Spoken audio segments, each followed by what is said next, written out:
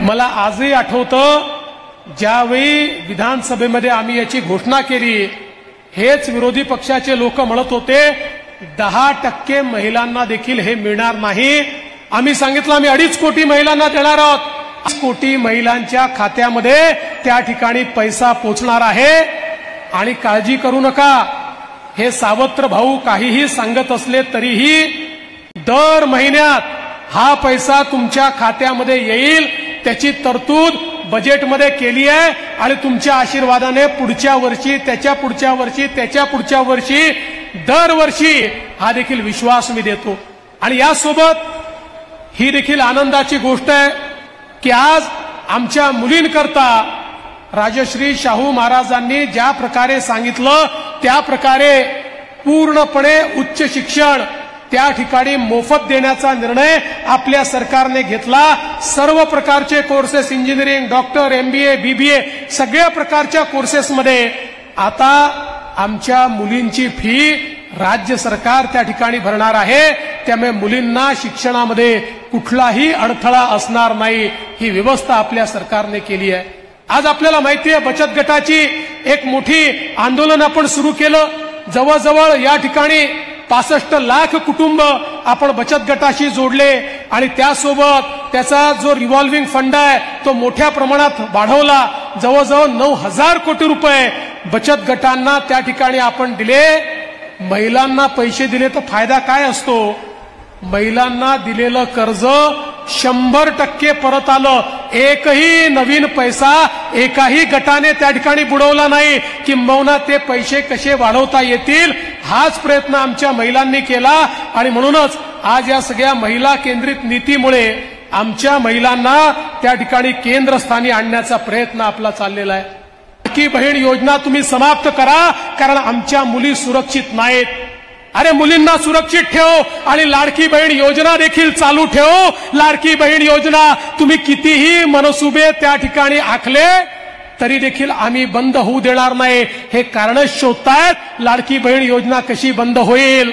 आणि आपल्याला माहिती आहे यांचं सरकार देखील आपण बघितलं.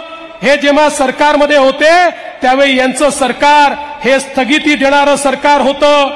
खरं म्हणजे या ठिकाणी स्थगितीमान सरकार नको आहे, गतिमान सरकार हवं आहे. यांच्या काळामध्ये जेव्हा त्या ठिकाणी नव्यानं सरकार आलं, जुन्या सरकारमधल्या सगळ्या योजना उद्धव ठाकरेजींच्या नेतृत्वात बंद करण्यात आल्या होत्या.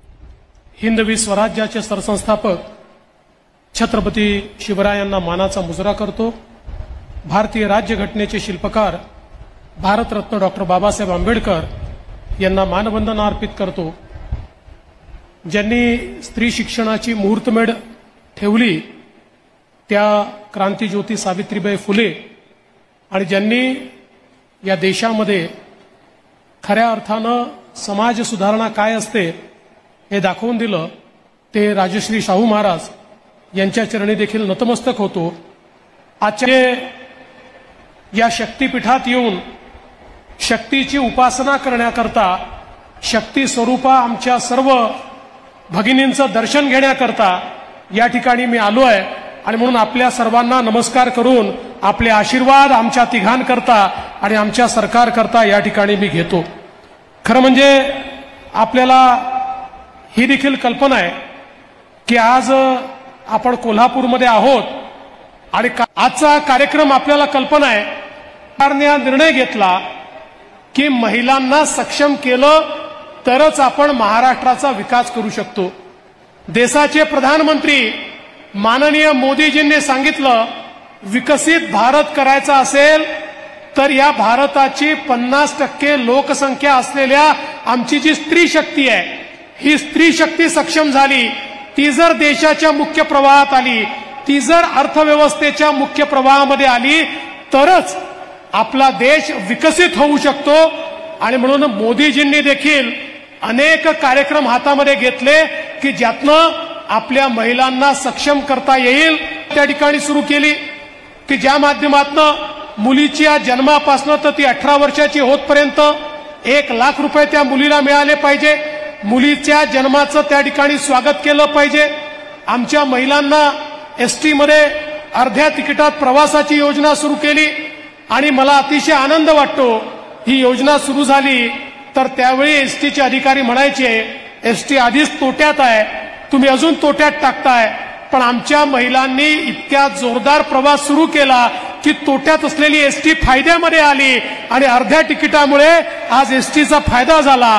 त्यामुळे महिलांना काहीही दिलं तरी त्याचं सोनं करण्याची क्षमता महिलांमध्ये या ठिकाणी आहे.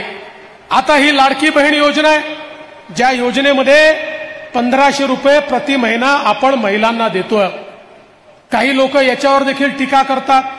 काही लोक म्हणतात तुम्ही महिलांना विकत घेताय का, तुम्ही त्या ठिकाणी त्यांना लाच देताय का. खरं म्हणजे बहिणींनो, सातत्याने प्रयत्न कोर्टामध्ये गेले, कोर्टात हारले.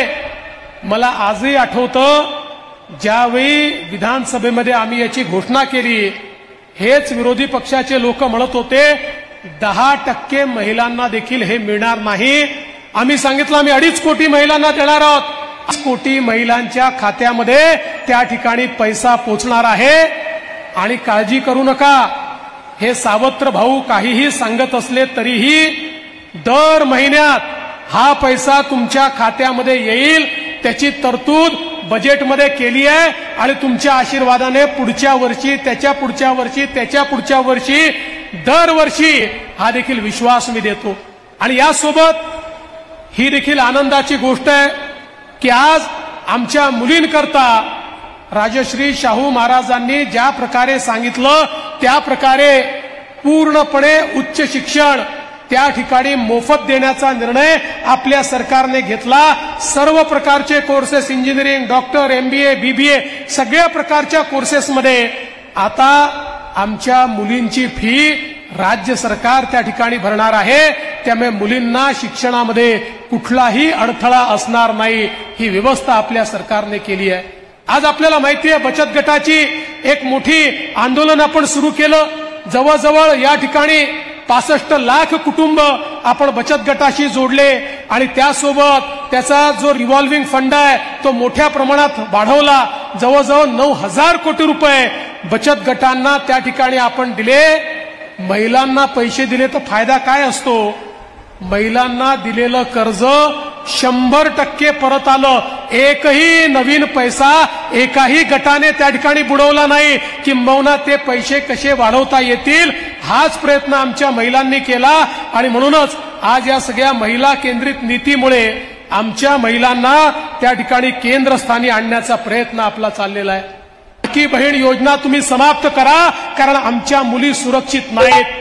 अरे मुलींना सुरक्षित ठेव आणि लाडकी बहीण योजना देखील चालू ठेव. लाडकी बहीण योजना तुम्ही कितीही मनसुबे त्या ठिकाणी आखले तरी देखील आम्ही बंद होऊ देणार नाही. हे कारण शोधतायत लाडकी बहीण योजना कशी बंद होईल.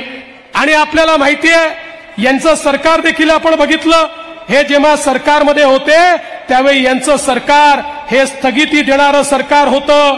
खरं म्हणजे या ठिकाणी स्थगितीमान सरकार नको आहे, गतिमान सरकार हवं आहे. यांच्या काळामध्ये जेव्हा त्या ठिकाणी नव्यानं सरकार आलं, जुन्या सरकारमधल्या सगळ्या योजना उद्धव ठाकरेजींच्या नेतृत्वात बंद करण्यात आल्या होत्या.